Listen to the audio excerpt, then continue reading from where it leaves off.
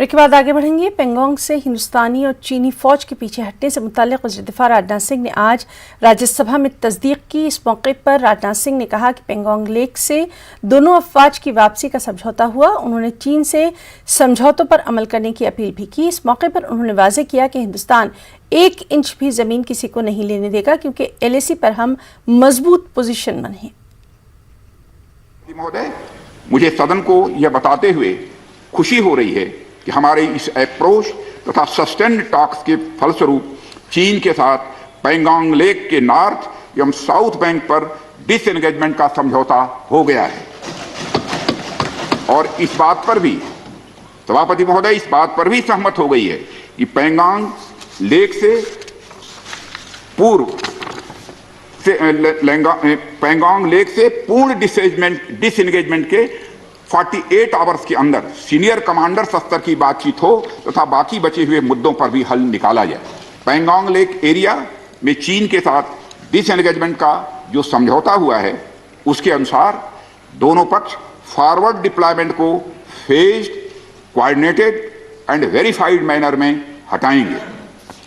चीन अपनी सेना की टुकड़ियों को नॉर्थ बैंक में फिंगर 8 के पूरब की दिशा की तरफ रखेगा और इसी तरह भारत भी अपनी सेना की टुकड़ियों को फिंगर 3 के पास अपने permanent base Dhan Singh Thapa post पर रखेगा। इसी तरह की कार्रवाई साउथ बैंक एरिया में भी दोनों पक्षों द्वारा की जाएगी। ये कदम आपसी समझौते के तहत बढ़ाए जाएंगे तथा जो भी निर्माण आदि दोनों पक्षों द्वारा अप्रैल 2020 से नॉर्थ एंड साउथ बैंक पर किया गया है उन्हें हटा दिया जाएगा और पुरानी स्थिति कायम कर दी जाएगी।